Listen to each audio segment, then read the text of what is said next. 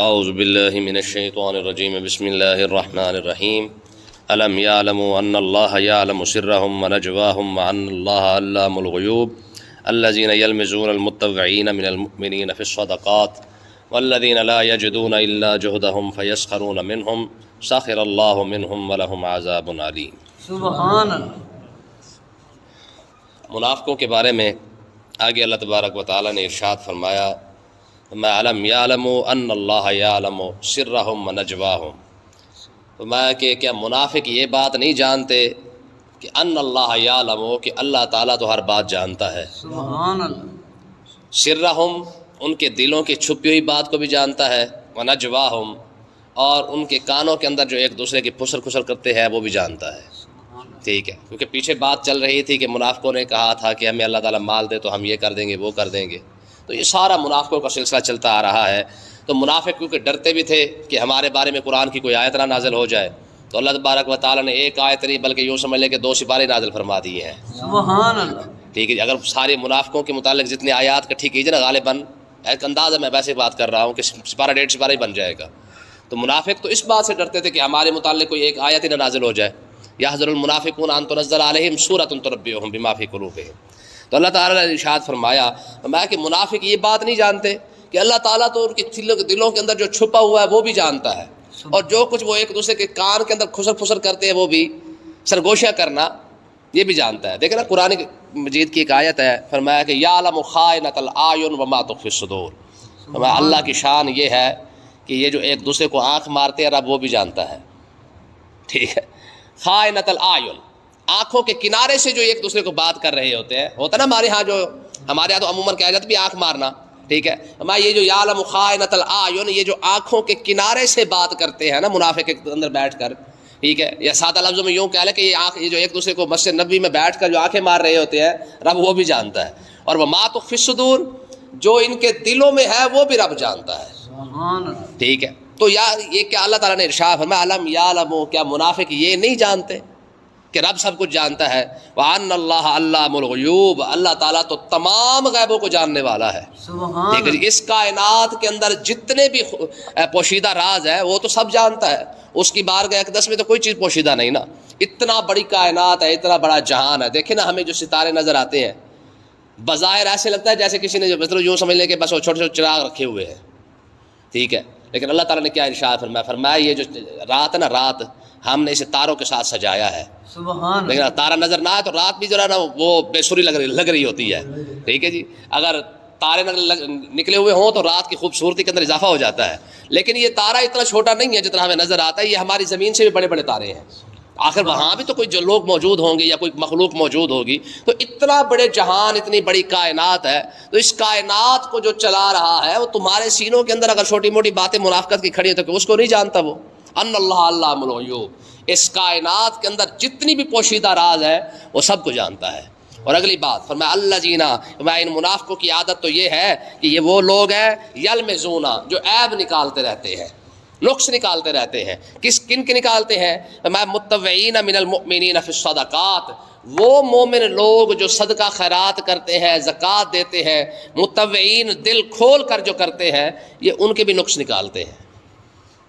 آپ کچھ دینا نہیں ہے اور جو دے رہا ہے اس کو ریاکار کا الزام لگا دینا، ٹھیک ہے جی، اے بڑا چنگا بڑا پھرتا ہے بھائی، اے بڑی جناب والا پیسہ شیسا خرچ کر رہا ہے۔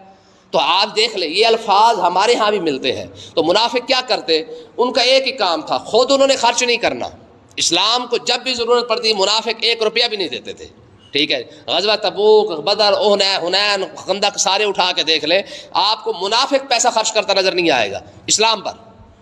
اسلام پر جب بھی پیسہ خرچ کیا یا صحابہ کرام نے کیا ہے یا غریب لوگ جو اتنے بھی تھے سارے صحابہ کرام تھے وہ خرچ کرتے رہے ہیں، ٹھیک ہے۔ اور آگے اللہ تعالیٰ نے ان کی بات ارشاد فرمایا کہ جو لوگ دل کھول کر خرچ کرتے ہیں یہ منافق ان پر ریاکار کا الزام لگاتے ہیں۔ اور والذین لا یجدون الا جہدہم، اور جو لوگ اپنی محنت مشقت کے کرنے کے بعد جتنی ان کو اللہ تعالیٰ نے توفیق دی ہے وہ لے کے آتے ہیں، تو منافق کیا کہتے ہیں فیسخرون منہم، ان پر ہنستے بھی ہیں، باتیں بھی کرتے ہیں، کہتے ہیں لا اللہ تعالیٰ نے انہیں کی ضرورت ہے۔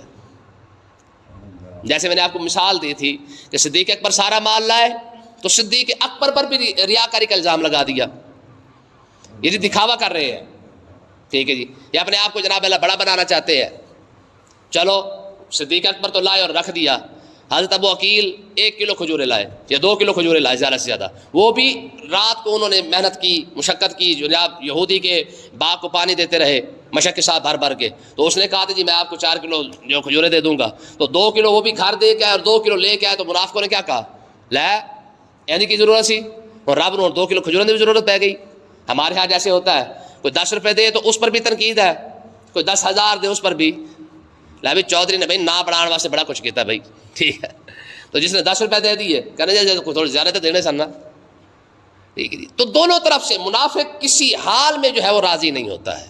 تو اللہ تبارک و تعالیٰ نے ارشاد فرمایا کہ صرف یہ یلمزون، صرف عیب نہیں نکالتے، نقص نہیں نکالتے ہیں، فیسخرون منہم، ہنستے بھی ساتھ ہیں، مذاق کرتے ہیں، جگت بازی کرتے ہیں، ساخر اللہ منہم، پھر اللہ نے کیا کیا، اللہ تعالیٰ ان کو ان کی مذاق کی سزا ضرور دے گا، ٹھیک ہے۔ یہ مسلمانوں پر ہنس رہے ہیں، جو مال خرچ کر رہا ہے اس پر ہنس رہے ہیں، اللہ تعالیٰ ان کو سزا ضرور دے گا، وَلَهُمْ عَذَابٌ عَلِيمٌ، ان کے لیے دردناک عذاب ہے۔ جو مسلمانوں پر ہنس رہا ہے، مذاق کر رہا ہے، جگت بازی کر رہا ہے، میں کہ اگر یہ مذاق کر رہے ہیں تو اللہ تعالیٰ بھی ان کو سزا دیکھیں نا جی۔ قرآن کی وہ پہلی آیت ہے، اولئک الذین اشتروا الضلالۃ بالہدی فما ربحت تجارتہم وما کانوا مہتدین، یہ ساری آیت ہے نا پیچھے، ٹھیک ہے، کہ جن لوگوں نے ہدایت کے بدلے گمراہی کو خریدا ہے، فرمایا ان کی تجارت نے ان کو فائدہ تو نہیں دیا، لیکن اللہ کیا کرے گا، اللہ یستہزئ بہم ویمدہم فی طغیانہم یعمہون، رب ان کو ان کے ہنسنے کی سزا ضرور دے گا، ویمدہم فی طغیانہم، رب انہیں ڈھیل ضرور دیتا ہے کہ شاباش بھی ہمت کرو، تھوڑا سا اور کما لو ذرا، ٹھیک ہے۔ تو یہی بات منافق کے لیے ہوتی ہے کہ منافق کو اس لیے چھوٹ دے دی جاتی ہے کہ تاکہ تھوڑا سا اور مزید ذرا اپنے گناہوں کے اندر اضافہ کر لے۔ تو آگے دیکھیں اللہ تعالیٰ نے ارشاد فرمایا، ہوا کیا کہ منافقین کے جب پول کھل گئے نا، سب کو پتہ چل گیا یہ منافق ہیں، تو منافقوں نے جب یہ دیکھا کہ یار ہمارے بارے میں قرآن بھی نازل ہو چکا ہے، ہمارے بارے میں سارا کچھ تو ہمارا چٹا وٹا کھول کے رکھ دیا گیا ہے، تو منافق بہانہ بنا کر حضور علیہ السلام کی خدمت میں حاضر ہوئے اور آ کے عرض کرنے لگے، یا رسول اللہ ہم نے جو منافقت کرنی تھی کر لی ہے، ہم معافی مانگ رہے ہیں، ہمیں معاف فرما دیں، ٹھیک ہے، ہمیں معاف کر دیں۔ لیکن منافقت پھر بھی دل کے اندر تھی، صرف کیا تھا، وہ بس فارمیلٹی پوری کرنے کے لیے جو وہ آئے ہوئے تھے، ہاں، لیکن جن منافقوں نے سچے دل سے توبہ کی تو اللہ تعالیٰ نے ان کی توبہ قبول بھی فرما لی۔ سبحان اللہ۔ جیسے عبداللہ ابن ابی مرا نا، تو مرنے کے بعد اس نے وصیت کی، کہا کہ آقا علیہ السلام کی خدمت میں عرض کریں کہ حضور میرا جنازہ بھی پڑھا دیں، پھٹے منہ نہیں یار اس بندے کے، مرنے پر بھی منافقت تو وہ دل کے اندر تھی اس کے، لیکن اب دیکھیں وہ دونوں طرف سے چال چلنے کی کوشش کر رہا تھا۔ اس نے حضور علیہ السلام کی خدمت میں پیغام بھیجا کہ یا رسول اللہ مجھے میرا جنازہ بھی پڑھا دیں، قبر پر بھی تشریف لے آئے، اور اس کے بعد کیا کریں جناب، وہ اپنی چادر یا اپنا کپڑا یا اپنا کرتا وہ بھی عطا فرما دیں۔ لیکن ہوا کیا، آقا علیہ السلام نے عطا فرما دیا، جنازہ بھی پڑھا دیا، آگے کل پرسوں سبق کے اندر آئے گا۔ لیکن ہوا کیا، آقا علیہ السلام نے ارشاد فرمایا اس سے میرا جنازہ پڑھانا بھی فائدہ نہیں دے گا، اس کو کوئی فائدہ نہیں ہوگا، میری قمیض کا اس سے فائدہ بھی کوئی نہیں ہوگا، لیکن اس کے بعد والوں کو فائدہ ضرور ہوگا۔ ہوا کیا، جب آقا علیہ السلام جنازہ پڑھا کے واپس آئے تو 200 سے زیادہ منافق سچے دل سے کلمہ پڑھ چکے تھے، سبحان اللہ۔ ٹھیک ہے نا۔ اور یہ منافقوں نے کہا، تو انہوں نے کہا یار اگر اتنے بڑے منافق پر بھی آقا علیہ السلام نے اتنی شفقت کی ہے، یہ تو اور بات کہ حضور نے فرما دیا تھا کہ اس کو فائدہ کوئی نہیں ہونا، سرکار نے تو پہلے ارشاد فرما دیا، جناب عمر تو بڑا روکتے رہے کہ یا رسول اللہ ان کا جنازہ نہیں پڑھانا، ٹھیک ہے جی، حضور نے ارشاد فرمایا ابھی مجھے رب نے یہ حکم نہیں دیا ہے، رب نے حکم دے دیا، فرمایا محبوب، یہ پر کل پرسوں سبق کے اندر آئے گا، فرمایا محبوب ان کا جنازہ بھی نہیں پڑھنا ہے، ٹھیک ہے، یہ کل پرسوں کے اندر آئے گا۔ تو کہنے کا مقصد یہ ہے کہ آقا علیہ السلام نے پہلے ارشاد فرما دیا، فرمایا اس کو کوئی فائدہ نہیں ہوگا، اور باقی رہا مسئلہ ان کے بعد والوں کا، فرمایا حضور نے ارشاد فرمایا ان پر اللہ تعالیٰ کرم فرما دے گا۔ جیسے ہی حضور جنازہ پڑھا کر واپس تشریف لائے تو حضور کے اس حسن خلق کو دیکھ کر، ٹھیک ہے جی، تو 200 منافق جو تھے انہوں نے کلمہ پڑھ لیا، 200 تھے یا 2000 تھے جتنے بھی تھے۔ تو اللہ تعالیٰ نے کیا ارشاد فرمایا محبوب یہ جو منافق آپ کے پاس آئے بیٹھے ہیں نا، اوپر سے معافی مانگنے والے، استغفر لہم، آپ ان کے لیے بخشش مانگے، او لا تستغفر لہم، آپ ان کے لیے بخشش نہ مانگے، ٹھیک ہے، مانگے یا نہ مانگے، ان تستغفر لهم 70 مرتن، اگر آپ ان کے لیے 70 مرتبہ بھی بخشش کی دعا مانگ دینا، فلن یغفر اللہ لهم، رب انہیں نہیں بخشے گا۔ یہ حضور کی شان یہاں پہ بیان کی جا رہی ہے، کوئی یہ نہ سمجھے کہ حضور کو اللہ تعالیٰ نے منع فرما دیا ہے، یہ حضور کی شان یہاں پہ بیان ہو رہی ہے. کیوں؟ میں محبوب رب کے ساتھ تو منافقت کوئی کر نہیں سکتا. کر سکتا ہے کوئی؟ دیکھیں آج کے سبق کے اندر ہم پڑھ رہے ہیں نا کہ اللہ تعالیٰ تو ہر چھپی اور ظاہر ہر بات کو جانتا ہے. منافقت کی جاتی ہے لوگوں کے ساتھ. فرمایا یہ دھوکہ دے رہے ہیں مسلمانوں کو, یہ دھوکہ دینے کی کوشش کر رہے ہیں نبی کو. میں محبوب جو آپ کے ساتھ منافقت کر رہے ہیں رب انہیں کیسے بخش دے؟ ٹھیک ہے. اور پھر آپ بھی دعا مانگے پھر بھی رب ان کو نہیں بخشے گا. کیوں؟ وجہ یہ ہے کہ فرمایا محبوب آپ ہی کے ساتھ تو سیدھے نہیں ہے. اگر آپ کے ساتھ یہ سیدھے ہو جاتے, آپ کی غلامی کے اندر سچے دل کے اندر آ جاتے تو جنت نہیں, ہمیں جنت کی سرداریاں عطا فرما دیتے. سبحان اللہ. ٹھیک ہے جی. دیکھیں نا جی, صدیق اکبر بھی تو غلام ہی آپ کا ہے نا, فاروق اعظم بھی تو آپ ہی کا غلام ہے, عثمان غنی, مولا علی, حسنین کریمین, سب کو اللہ تعالیٰ نے حضور کے صدقے جنت عطا فرمائی. سبحان اللہ. ٹھیک ہے. اگر حضور کے صدقے حسنین کریمین کو جنت کا سردار بنایا جا سکتا ہے, صدیق اکبر اور فاروق اعظم کو سردار جنت, یار جنتی نہیں جنتوں کا سردار بنایا جا رہا ہے, جنتی جواروں کا, ٹھیک ہے, ان کا بھی سردار بنایا جا رہا ہے, تو پھر ان کے لیے کون سا مسئلہ ہے؟ فرمایا مسئلہ ان کے لیے نہیں ہے. فرمایا محبوب وجہ یہ ہے کہ ان کے دل کے اندر آپ کی منافقت ہے. ٹھیک ہے. جب یہ آپ کی بارگاہ میں آ کر بھی سیدھے نہیں تو پھر رب انہیں بخشے کیوں؟ فَلَن يَغْفِرَ اللَّهُ لَهُمْ, پھر اللہ تعالیٰ ان کو ہرگز نہیں بخشے گا. چاہے یہ آپ کے پاس آ کر بیٹھ کر بھی, یار دیکھیں یار حضور کی بارگاہ اقدس میں آئے بھی صحیح, معافی مانگنے بھی آئے, لیکن سچا دل نہیں لائے ہیں. مگرنہ حضور کی کتنی بڑی بارگاہ ہے. آقا علیہ السلام کا فرمان ہے من زار قبری وجبت لہ شفاعتی. فرمایا میرے بعد میری قبر انور پر بھی آ کر جو حاضر ہو جائے گا نا میرا غلام, رب اس کی بھی شفاعت فرما دے گا, اس کی بخشش فرما دے گا.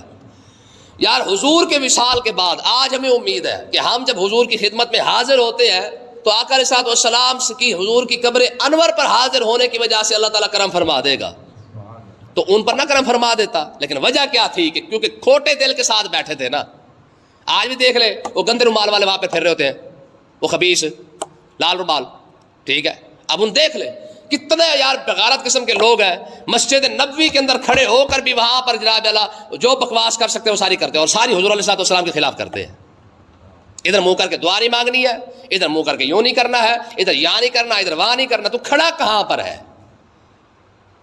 نصیبوں کی بات ہے نا کہ وہاں پر جا کر ایک شخص وہ جا رہا ہے. علامہ اقبال کا ایک شعر تھا, غالباً علامہ کا تھا میرا خیال ہے, کہ لے سانس بھی آہستہ کہ دربار نبی ہے. سبحان اللہ. لے سانس بھی آہستہ کہ دربار نبی ہے, خطرہ ہے بہت سخت یہاں بے ادبی کا. ٹھیک ہے. ہمارے یار وہ بزرگ ہمارے تھے کہ جو کہتے تھے کہ آقا علیہ الصلوۃ والسلام کی خدمت اقدس کے اندر تو اونچا سانس بھی نہیں لیا جا سکتا ہے. اور وہاں پہ کھڑا ہو کے ایک شخص کہہ رہا ہے ادھر منہ کر کے دعا مانگو, ادھر منہ کر کے دعا مانگو. ہارون رشید نے غالباً ہارون رشید نے امام مالک سے یہ فتویٰ پوچھا تھا. کہنے لگا جناب بات ہو رہی تھی ہارون رشید کی اور اپنا امام مالک کی مسجد نبوی شریف کے اندر ہی. ٹھیک ہے. اب دیکھیں کتنا بڑا بادشاہ ہے ہارون رشید, لیکن بات کرتے ہوئے جب اس کا لہجہ ذرا تھوڑا سا اونچا ہوا نا, آواز ذرا اونچی ہوئی, تو امام مالک نے اس کو ڈانٹ کہا. اس نے کہا خلیفہ بندے کا پتر بن کے آواز نہیں چکا, تجھے پتہ نہیں تو رسول اللہ کی بارگاہ میں کھڑا ہوا ہے. سبحان اللہ. وہیں پہ سہم گیا. اس نے کہا یار بات تو ٹھیک ہے, غلطی ہوگی مجھ سے. پھر اس نے کہا امام مسئلہ بتا لو. کہا پوچھ. کہا ادھر منہ کر کے دعا مانگو یا کعبے کی طرف؟ سبحان اللہ. یہ جو آج لگے پھرتے حرام زادے, ٹھیک ہے جی, یہ امام مالک کا فتویٰ دیکھیں, یہ لال رومال. ہارون رشید پوچھ رہا ہے کہ حضور مجھے یہ بتا دیں گنبد خضرا کی طرف, اس وقت گنبد خضرا نہیں تھا, قبر انور کی طرف منہ کر کے دعا مانگوں یا اپنا کعبے کی طرف منہ کر کے دعا مانگو؟ تو امام مالک سیدھا جواب بھی دے سکتے تھے, لیکن امام مالک کا جواب دیکھیں. فرمایا وسیلہ تو کا وسیلہ تو ابی کا. فرمایا تیرا بھی وسیلہ یہی ہے, تیرے باپ آدم کا وسیلہ بھی یہی ہے. سبحان اللہ. ادھر مار منہ کر کے دعا مانگ. ٹھیک ہے. جو باب آدم کا وسیلہ بھی یہی ہے, وسیلہ تو کا وسیلہ تو ابی کا. فرمایا تیرا بھی وسیلہ یہی ہے اور تیرے باپ آدم کا وسیلہ بھی. تیرا باپ کیوں کہا ہے, حالانکہ وہ تو سب کا باپ ہے. صرف اس لیے کہا, فرمایا جب ہمارے ابا کی جان ان کے بغیر نہیں چھوٹ سکتی ہے تو ہماری اوقات کیا ہے یار. ٹھیک ہے جی. باب آدم کی بات اگر بنی ہے تو اسی در سے بنی ہے, تو پھر تو میں تو پھر ہماری تو اوقات ہی کوئی نہیں ہے. بات سمجھ آئی کہ نہیں آئی ہے؟ تو اللہ تعالیٰ نے ارشاد فرمایا محبوب اگر یہ سیدھے نیت کے ساتھ بندے کے پتر بن کے آپ کی بارگاہ اقدس میں آ جاتے, آپ اگر دست کرم اٹھا دے تو بات بن جاتی. وَلَوْ أَنَّهُمْ إِذْ ظَلَمُوا أَنفُسَهُمْ جَاءُوكَ نہیں ہے. فرمایا قیامت تک فرمایا لوگوں تم پر تمہارے ساتھ کوئی زیادتی ہو جائے, ظلم ہو جائے, جہنمی بن جاؤ نا, کچھ بھی نہ کرنا, جاؤ کا میرے محبوب کے در پہ آ جانا. سبحان اللہ. ٹھیک ہے, بات بن جائے گی. لیکن ان کے لیے کیا ہے؟ فرمایا کھوٹے تھے نا, کھوٹے, وہ کھوٹے سیدھے منہ آئے نا, وہ کھوٹا پن رکھ کے آئے تھے، میں فلن یغفر اللہ لہم، فرمایا محبوب اب آپ بھی ان کے لیے دعا مانگیں گے پھر بھی رب ان کو نہیں بخشے گا کہ آپ کی خدمت میں آ کے بھی آپ کے ساتھ کھوٹ کر رہے ہیں۔ دیکھیں آگے فرمایا ذالک بانہم کفروا باللہ ورسولہ، اس کی وجہ یہ ہے کہ رب انہیں کیوں نہیں بخشے گا، یہ اللہ کے ساتھ بھی کفر کر رہے ہیں، اللہ کے رسول کے ساتھ بھی کفر کر رہے ہیں۔ ٹھیک ہے، منافقت رسول اللہ کے ساتھ کر کے رسول اللہ سے دعا منگوانے کے لیے آئے بیٹھے ہیں، اور یہی حال ہمارے قوم کا نہیں ہوتا ہے۔ ٹھیک ہے جی، علماء کے خلاف بکواس کر کے دعائیں بھی علماء سے کرواتے ہیں، نہیں کرتے؟ باتیں بھی علماء کے خلاف کری، بھائی سارے فساد کی جاڑی مولوی ہے، اچھا تھوڑی جی پڑھی نہیں ہے پھر بھاگ رہے ہوتے ہے جی دعا فرما دیں، کیا ہوا تھا؟ تو وہی منافقت والا لہجہ، کل منافق رسول اللہ کا بغض رکھ کے رسول اللہ سے دعا کروانے گئے ہوئے ہیں، اور آج علماء کا بغض رکھ کے لوگ علماء سے ہی دعا کرواتے پھر رہے ہوتے ہیں۔ واللہ لا یہدی القوم الفاسقین، اللہ تعالیٰ نافرمان قوم کو ہدایت نہیں دیتا، نافرمان قوم کو ہدایت نہیں دیتا۔ ہاں ہدایت دیتا ہے، دیکھنا جی رب زبردستی کسی کو ہدایت نہیں دیتا۔ جیسے ہم دعا مانگتے یا اللہ ہدایت عطا فرما، کیوں دے بھائی؟ ٹھیک ہے، کیوں ہدایت عطا فرمائے؟ اسے ضرورت ہی نہیں ہے۔ ٹھیک ہے، شاید ساری کائنات جنت میں چلی جائے اسے پھر پرواہ کوئی نہیں ہے، ساری کائنات جنت میں چلی جائے اسے پھر پرواہ کوئی نہیں ہے، زبردستی ہدایت کیوں دے؟ ہدایت کی ضرورت ہمیں ہے، پھر جو سچے دل سے مانگے گا رب ہدایت اسے عطا فرمائے گا۔ ٹھیک ہے جی، اگر منافق سچے دل کے ساتھ آتے تو رب ہدایت بھی عطا فرما دیتا، جب آئی کھوٹ رکھ کے رب ہدایت دے کیوں؟ اور یہی وجہ ہے کہ آج ہماری قوم کو کیوں نہیں دین نظر سمجھ آ رہا ہے، کیونکہ جس نے دین سمجھانا ہے اسی کے خلاف تو بغض رکھتے ہیں۔ جن علماء نے دین سمجھانا تھا اسی کے خلاف تو بغض ہے، دین سمجھ کیسے آئے؟ یہ ہم سوشل میڈیا دیکھتے ہیں نا تو اس پر کئی ویڈیو پوسٹیں آتی رہتی ہیں، کہتے ہیں لو جی اتنے اجتماع ہوتے ہیں، اتنے جلسے جلوس ہوتے ہیں پھر بھی قوم چور۔ تو کس کا قصور ہے؟ اتنے اجتماع اتنے جلسے اگر ہوتے ہیں پھر بھی نہیں سمجھ آ رہی نا تو پھر اپنے دل کا علاج کروا، کہ ساری دہاڑی قرآن سننے کے بعد حدیث سننے کے بعد تقریریں سننے کے بعد پھر بھی تجھے دین صحیح سمجھ نہیں آ رہا ہے تو قصور کس کا ہے؟ دیکھیں نا جی، ابو جہل کو جو نہیں سمجھ آیا قرآن، کس کا قصور ہے؟ کیا حضور کا قصور بنائے گے؟ معاذ اللہ استغفر اللہ۔ عتبہ شیبہ ولید کو حضور کے رشتہ دار ہو کر، کعبے کے متولی ہو کر، حضور سے قرآن سن کر، عربی ہونے کے باوجود ان کو قرآن جو نہیں سمجھ آیا، بلال کو سمجھ آ گیا، صہیب کو سمجھ آ گیا، سلمان کو سمجھ آ گیا، یہ تینوں چاروں کو دیکھ لیں، تینوں چاروں عربی نہیں ہیں، یہ تو باہر سے آئے ہوئے لوگ ہیں، ہے جی۔ سلمان فارسی ہے، لقب بھی فارسی ان کے ساتھ لگا ہوا ہے، فارس کے رہنے والے بندے کو قرآن سمجھ آ گیا ہے، ابو الحکم کو قرآن سمجھ نہیں آ رہا، قصور کس کا؟ جو اپنے آپ کو دناؤں کا بھی باپ کہتا تھا۔ ابو جہل کا لقب کیا تھا؟ ابو الحکم۔ حضور کی بارگاہ میں لوگوں نے کہا جی ابو الحکم ایسے کہتا ہے، حضور نے فرمایا ابو الحکم تھوڑا ہے، وہ تو ابو جہل ہے۔ تمہارے منہ سے جو نکلی وہ بات ہو کے رہی، ٹھیک ہے نا، تمہارے منہ سے جو نکلی وہ بات ہو کے رہی۔ حضور نے ایک مرتبہ کہا ہے، فرمایا ابو الحکم نہیں ہے، ابو جہل ہے۔ ساری دنیا اصل نام بھی بھول گئی ہے، ابو جہل جہاں پوری دنیا کے اندر مشہور ہوا پڑتا ہے، 1400 سال ہو گیا اصل نام کسی کو نہیں آتا، ٹھیک ہے جی، ابو جہل مشہور ہو گیا ہے، تو کیا کریں گے؟ ٹھیک ہے نا، کہنے کا مقصد یہ ہے کہ اگر کسی کو اسلام آج بھی سمجھ نہیں آ رہا، مولویوں پر بھونکنے سے بہتر ہے کہ اپنے دل کا علاج کر، کیونکہ تجھے سمجھ نہیں آیا تو ابو جہل کو بھی سمجھ نہیں آیا تھا۔ واللہ لا یہدی القوم الفاسقین، اللہ تعالیٰ نافرمان قوم کو ہدایت نہیں دیتا ہے۔ اللہ پاک سمجھنے کی توفیق عطا فرمائے۔